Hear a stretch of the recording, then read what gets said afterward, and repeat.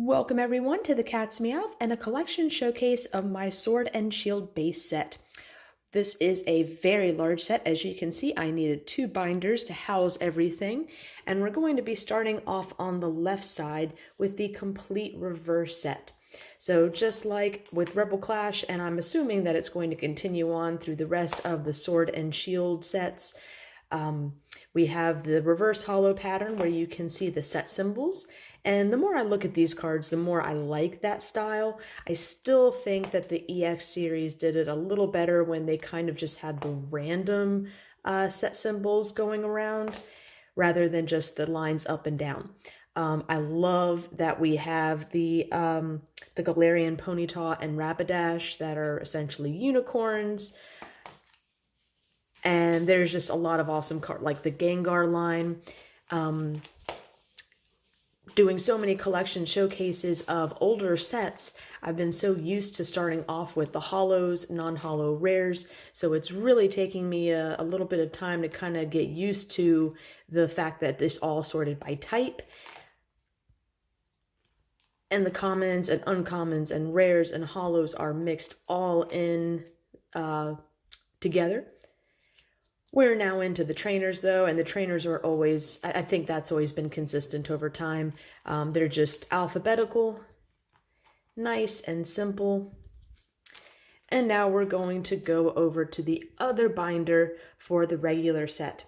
So again, it is so odd after doing so many of the other showcases to see the ultra rares being mixed in right with the sets, but still pretty cool. Just takes a little getting used to.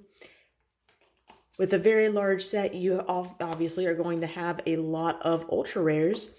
Like 3 ultra rares on this page. I love the Lapras VMAX. I love that some of these V cards already look like full arts, even though they're just regular arts. Yeah, that looks just awesome. I know it's not really a big Pokemon, but it just...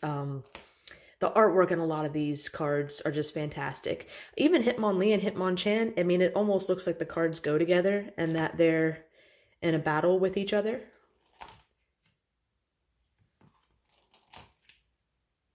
That Sableye is really nice looking. And I love Snorlax VMAX. He's got a whole like island and ecosystem, little paths on his stomach. Just an awesome looking card. Here we are with the trainers, supporters. I don't know if there's any stadiums in here. 1 special energy. And then we start with the full arts. Beautiful, beautiful cards.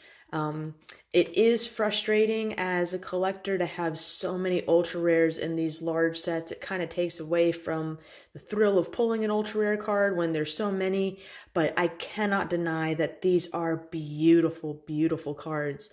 I love the look. I love that Sableye. We've got some full art trainers, and then we go into the rainbow rares, and honestly, when I've been sorting the cards out, I guess because I'm looking at them directly on, I haven't been able to see the rainbow effect as nicely as I'm seeing it now, and that's probably because the camera is tilted at a little bit of an angle, but you can really see that rainbow just shine right through, just beautiful. And so many gold cards. These guys, well, I was about to call them legendary dogs, but obviously they're not the legendary dogs unless they're new legendary dogs. I don't know what you want to call them.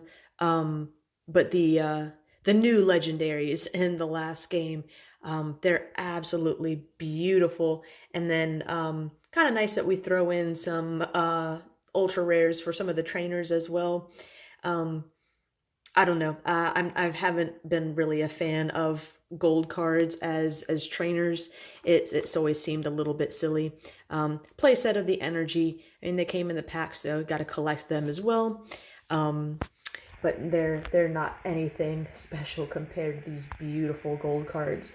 But honestly think the sets would be a lot better off if they would just print more of the Pokemon. However, I get that Pokemon is trying to appease their competitive TCG player side, and that is a big part of their market. So I can see where printing gold trainers encourages players to open more packs to try and make their decks nice and pretty.